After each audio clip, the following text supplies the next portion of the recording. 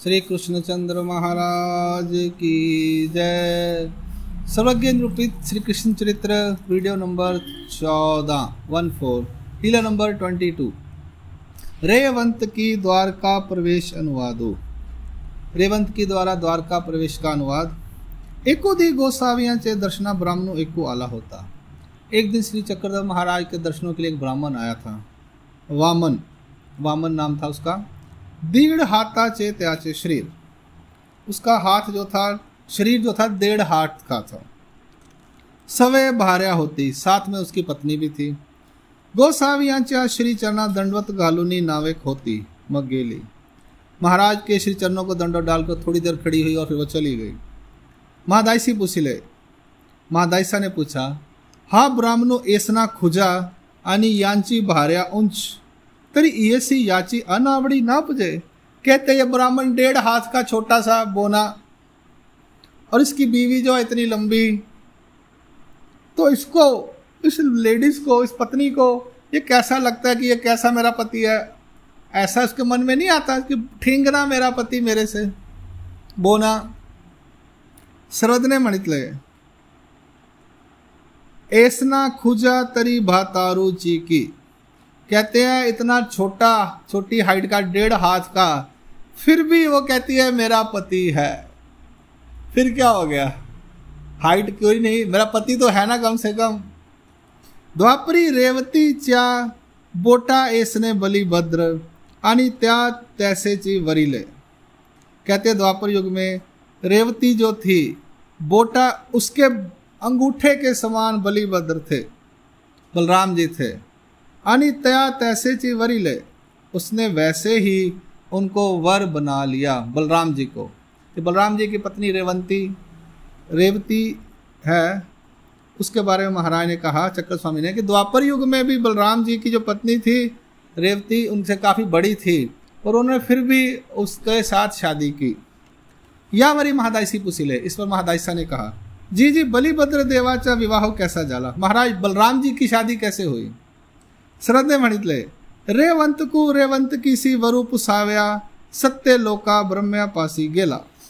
रेवंत राजा ने अपनी बेटी रेवंतकी के लिए वर पूछने के लिए सत्य लोक में ब्रह्मा के पास गए। त्रेत होते, उस समय त्रेता युग का समय चल रहा था। कब की बात है, त्रेता युग, और ये हुए द्वापर के आखिरी में। कमाल की बात है, यानी कम से कम 8 लाख साल का डिफरेंस, मिनिमम 8 लाख। तब ब्रह्म्याचे ठाई पेखने होते, पेखने सरले तब त्रेत निगाले। उस समय ब्रह्मा के ठिकाने पर पेखना चल रहा था। पेखने पूरा हुआ तब तक त्रेता युग निकल गया। वो बाहर खड़ा वेट कर रहा है, ब्रह्मा जी से कब मुलाकात होगी, मैं उनसे अपनी बेटी के लिए पति पूछूंगा। द्वापर रिगाले, द्वापर युग लग गया। मग पुसिले, रेवंत की सी वरु कवनो। फिर पूछा महाराज, ब्रह्मा जी से पूछा, ब्रह्मा जी मेरी बेटी के लिए पति वर कौन सा है। ते ही मणितले, ब्रह्मा जी ने कहा, ते त्रेत गेले की, वह त्रेता युग चले गया। आता द्वापराचा निगावा राम कृष्ण अवतरती, तया बलिभद्रा सी माल घालावी तो तेथुन। अब द्वापर में निगावा, यानी द्वापर के आखिर में बलराम और कृष्ण का अवतार होगा। आता द्वापराचा निगावा, द्वापर निकलते हुए यानी द्वापर के आखिर में बलराम और कृष्ण का अवतार होगा। तया बलिभद्रा सी माल, उस बलराम के गले में माला डालना। तो तेथोनी निगाला, वो वहां से निकल गए, रेवंत की राजा निकल गया। बलराम कृष्ण अवतरले तो काल आला, बलराम और कृष्ण का अवतार हुआ, वह समय आ गया। बलराम तो कृष्णाचा ज्येष्ठ बंधु ऐसे नारद मुखे ऐकले। बलराम जो थे वो कृष्ण जी के बड़े भाई हैं, ऐसा नारद जी के मुख से सुना। तेवेली रेवांतकू रेवंतकीये ते घेऊनी द्वारकेसी आला। उस वक़्त रेवांतक राजा रेवंतकी को लेकर द्वारका में आए। तब एरी कड़े श्री कृष्ण चक्रवर्ती मणितले। तब उस समय श्री कृष्ण चक्रवर्ती महाराज ने कहा, वो नीसे दादोसा माल गालाव्या ये ताती। कहते हैं भरजाई, भाभी, बहनी दादोसा बड़े भाई जी को माला डालने के लिए, वर माला डालने के लिए आ रही हैं। छोटे भाई थे, वो मजाक करते हैं, कहते वो देखो हमारी भाभी हमारे बड़े भैया को वरमाला डालने के लिए आ रही हैं। मग बलिभद्र देवी मणितले, तो बलिभद्र जी ने कहा, बलराम जी ने कहा, हे काई कृष्णा, यह क्या कृष्ण आमसी ची रली, मेरे से मजाक। मग श्री कृष्ण चक्रवर्ती मणितले, तो श्री कृष्ण चक्रवर्ती महाराज ने कहा, तिये एक के पांडे साते पौड़ी ओलांडती, वह एक कदम में 7 पौलियां क्रॉस करती है, 7 दीवार। पौली यानी कंपाउंड वॉल होती है, जैसे इतनी लंबी है कि 7 पौली पार कर लेती है। अता सौम्या गेल्या विना सरे, अब आपको पास में गए बिना नहीं चलेगा, आप कहीं भाग नहीं सकते। वो एक ही पैर उठाएगी और आप कितनी मर्जी भागो आपको पकड़ लेगी। मग बलिभद्रे सी सामोरे बीजे केले, फिर बलराम जी भागे वहां से। तब ते 7 पौली उम्बरियाची परी ओलांडोनी आली, वो 7 पौली उम्बर की ओलांड कर यानी पार कर कर वहां पहुंच गए। बलिभद्र देवो मणितले, हे एवड़ी ऊंच कैसी वरावी, कहते हैं इतनी लंबी को मैं कैसे शादी करूंगा।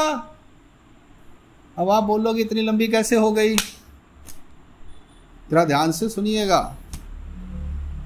कहते हैं युग धर्म के अंदर आता है कि जैसे समय आयु, मनुष्य की आयु 10-10 गुना कम होती है, कलयुग में 100, द्वापर में 1000, फिर 10,000 और 1 लाख, उसी प्रकार से उनकी हाइट भी 10-10 गुना कम होती है। अगर हम आज 6 फुट के हैं तो द्वापर में 60 फुट के, और उससे आगे 600 फुट के, और सतयुग में 6000 फुट की हाइट होनी चाहिए। इस हिसाब से जो मैंने सुना हुआ है, और इस लीला में तो बात क्लियर हो रही है कि इतने लंबे थे वो त्रेता के शुरू में पैदा हुए या त्रेता के बीच में पैदा हुए, और ये द्वापर के आखिर में हैं। और एक बात याद रखिएगा कि हाइट हमारी कम होती जाती है, यानी मनुष्यों की हाइट कलयुग के आखिर में इतने इतने रह जाएंगे, अंगूठे जितने। ये चक्रधर स्वामी जी ने कहा है, जब कलयुग का आखिर होगा तो मनुष्य की हाइट अंगूठे जितनी रह जाएगी। ये कितने इंच का अंगूठा है, 3 इंच का या 2 इंच का। आज देखो जैसे जैसे समय नीचे जाता है, यानी सतयुग के बाद शुरू होता है नीचे नीचे, तो वो हाइट जो है मनुष्य की कम होती जाती है। यानी सतयुग के शुरू में जितनी हाइट थी तो सतयुग के आखिर में उसकी कम रहेगी काफ़ी। फिर त्रेता के शुरू में जितनी थी, फिर त्रेता के आखिर में वो कम हो गई।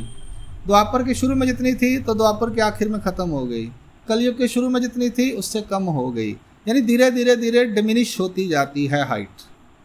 रेगुलर रहेगी एक जैसी, ऐसा नहीं है। ओवर ए पीरियड टाइम यानी with the course of time, समय के साथ हाइट कम होती है। और यहाँ पर ये स्पष्ट दिख रहा है कि वो कह रहे हैं कि इतनी बड़ी हाइट कैसे हो गई इसकी। चलो जैसा भी है, मेरे को जो मैंने पढ़ा मैंने आपसे शेयर किया, मेरा फर्ज है, मेरी ड्यूटी है। हे एवड़ी ऊंच कैसी वरावी, कहते इतनी ऊंची लंबी को मैं शादी कैसे करूंगा।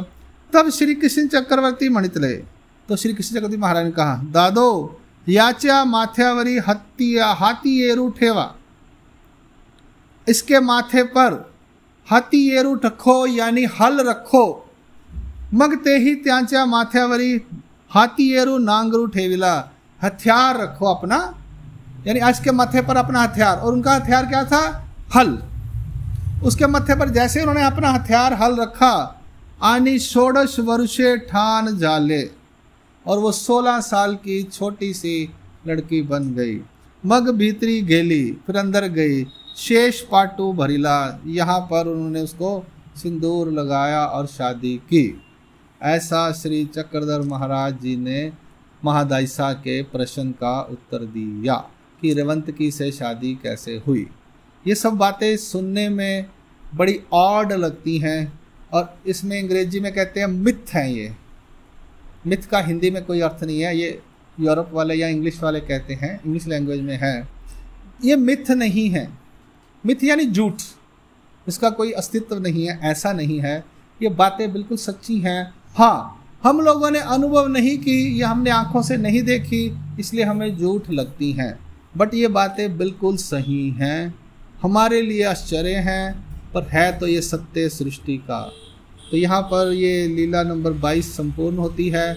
ऐसे हमारे जो पुराने ग्रंथ हैं उनमें ऐसी बातें लिखी हैं जो हमारे अनुभव में नहीं आती हैं आज की डेट में कलयुग की वजह से, तो हम उन्हें कहते हैं ये सब बकवास लिखा है। ऐसा नहीं है, ये कोई झूठ नहीं है, कोई बकवास नहीं है, सब सत्य है। हाँ, हमारे अनुभव में ना आने की वजह से हम इसे झूठ कह देते हैं। श्री कृष्णचंद्र महाराज की जय। दंडवत हो।